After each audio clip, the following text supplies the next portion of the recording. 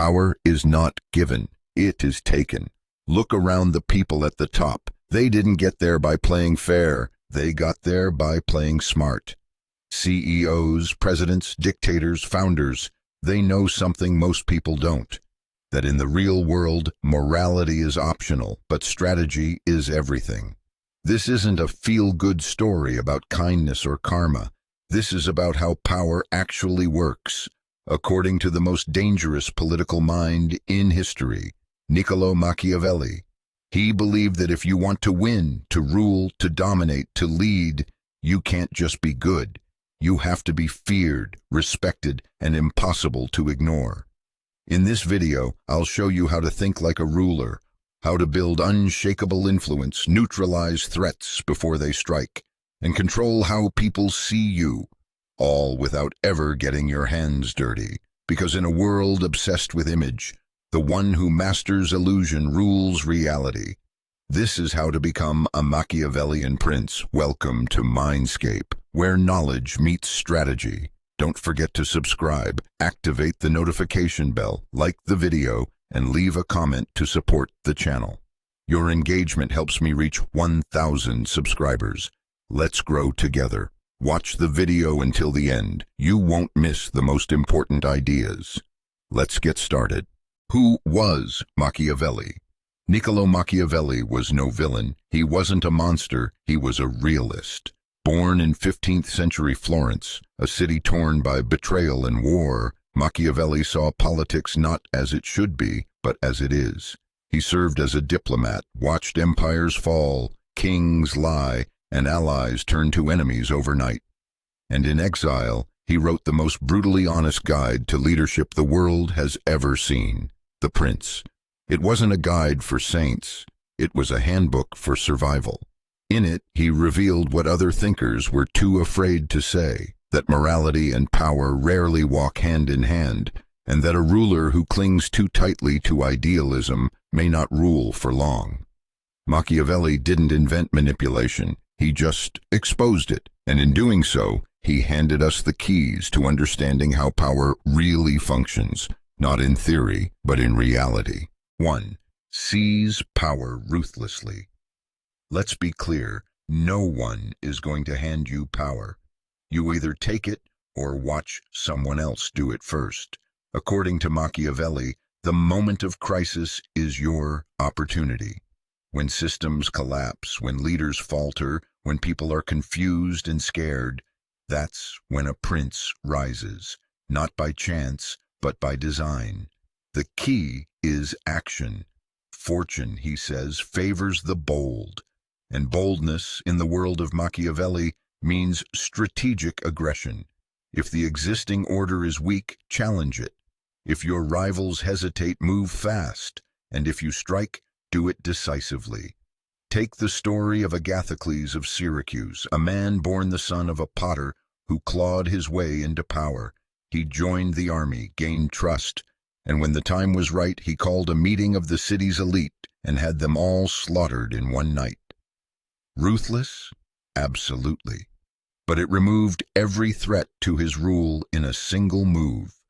And from that chaos, order emerged. That's not senseless violence, that's calculated dominance. In Machiavelli's world, delayed decisions breed rebellion, half measures invite disaster. But here's what separates the tyrant from the prince. A Machiavellian leader acts only when the outcome strengthens the state. No wasted cruelty, no chaos for chaos's sake. Seizing power isn't about being evil. It's about seeing clearly, acting swiftly, and accepting that in moments of chaos, hesitation is death. The prince does not wait for permission. He creates the future or gets erased by it. 2. Appear virtuous. Be strategic. Machiavelli famously said, "It is not necessary for a prince to have all the good qualities, but it is necessary to appear to have them." The lesson? Reputation is power. In the world of politics, business, or influence, people rarely judge the truth. They judge the surface. So if you want to hold power, master perception. Be seen as honest, generous, and just. even if behind the curtain your decisions are pragmatic, calculated, and unsentimental. Pause for a second. If you're thinking, this is deception, you're right.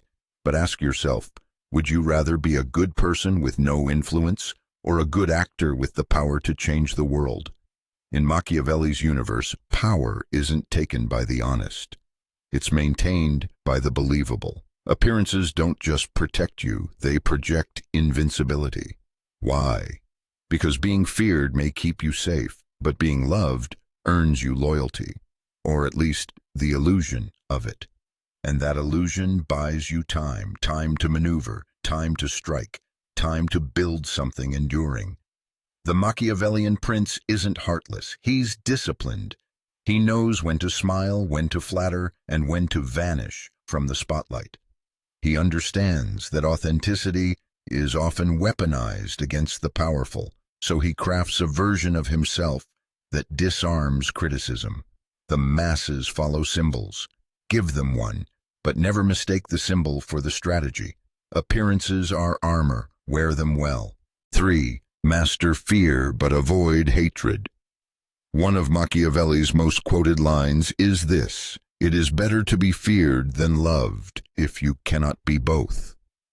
But too many stop reading there. What he actually taught was balance, that fear is effective only when it's controlled. A ruler who is feared can maintain order. A ruler who is hated invites conspiracy. Fear is a tool. It creates respect, caution, and distance.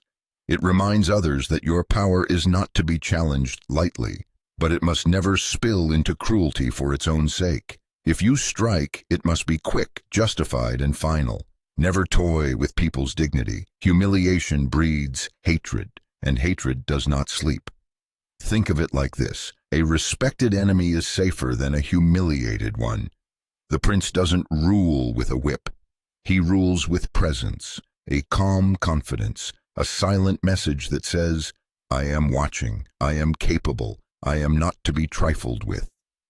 Use fear to set boundaries, to uphold discipline, to neutralize rebellion, but never to indulge your ego.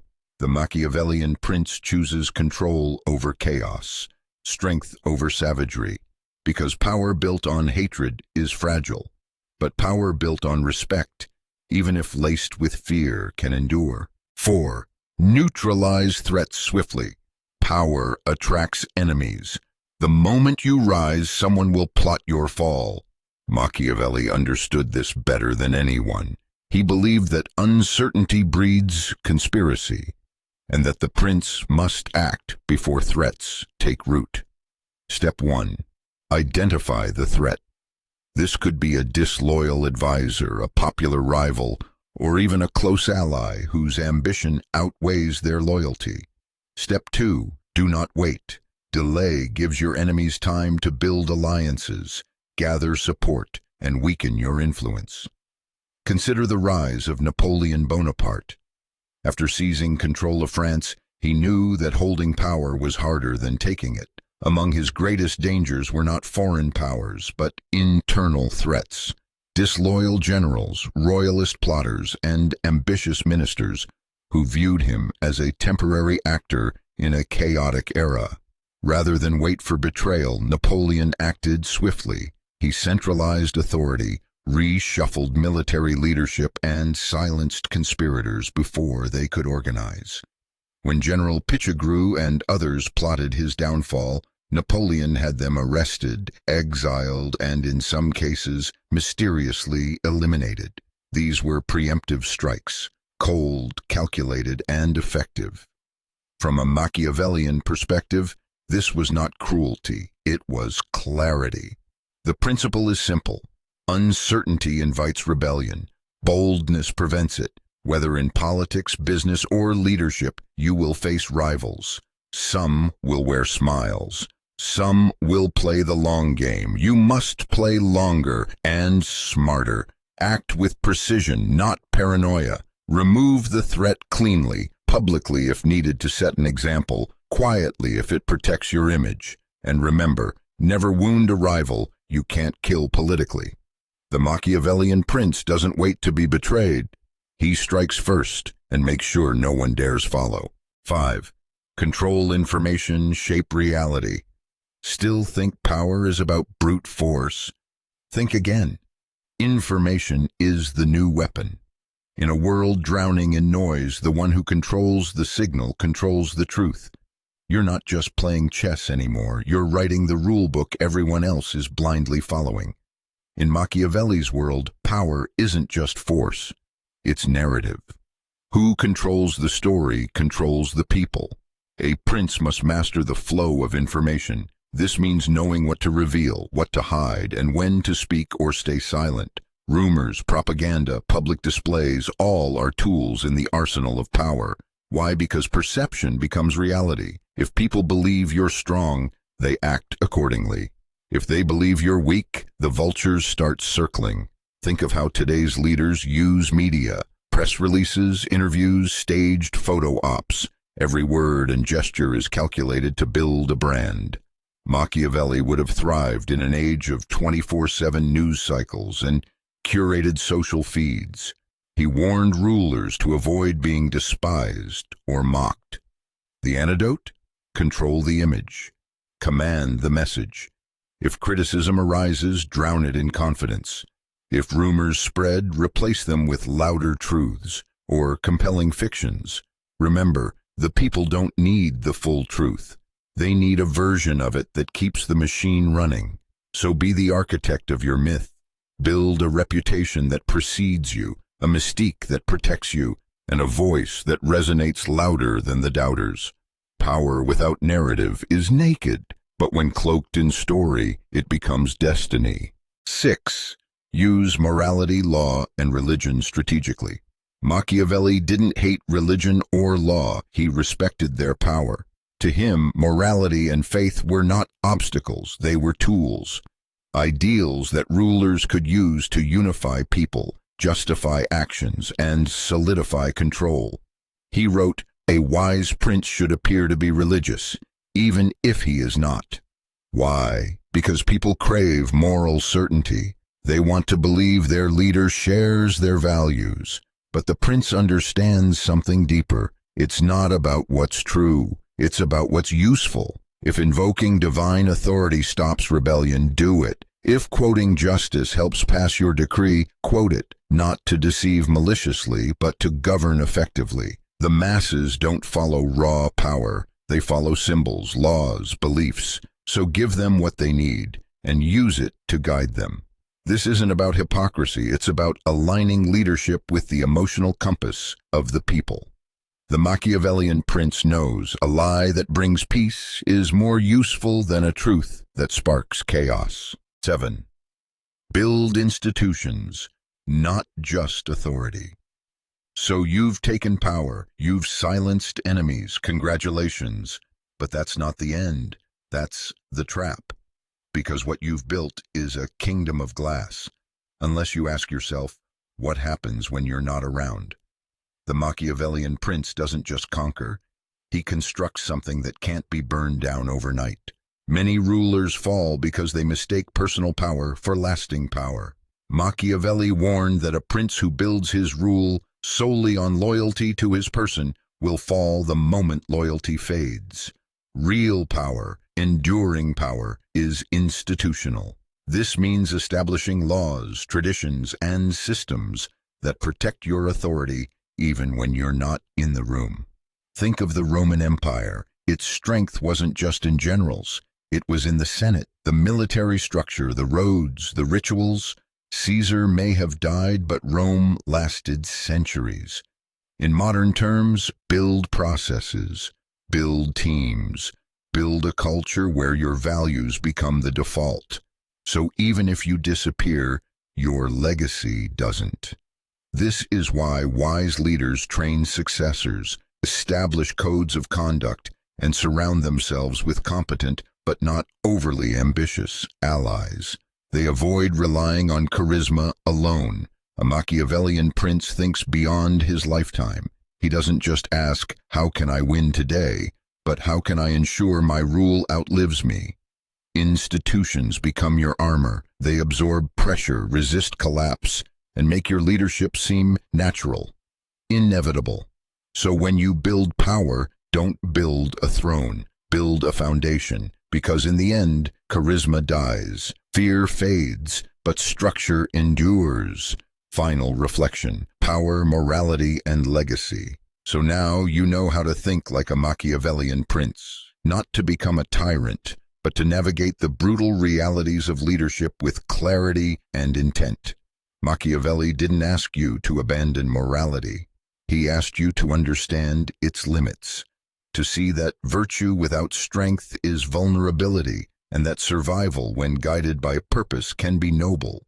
You've learned how to seize power, how to hold it, how to protect it, and how to wield it. But in the end, every prince must ask, what will my legacy be? Will I be feared, loved, respected, forgotten? Machiavelli leaves that choice to you, because the final rule of power is this: use it for something greater than yourself, or watch it consume you. Now you've seen behind the curtain, you know the game, and in a world that rewards the calculated and devours the naive, the choice is yours. Will you rule or be ruled? If you're still here, you're not like most. You think deeper. You ask harder questions. You want to lead, not follow. So don't disappear into the algorithm. Subscribe and join a growing circle of thinkers, strategists, and future rulers who refuse to be pawns. This is just the beginning, because power favors the prepared, and we're just getting started. Thanks for watching. If you enjoyed this video, smash that like button, share it with someone who needs to see it, and subscribe for more mind-expanding content.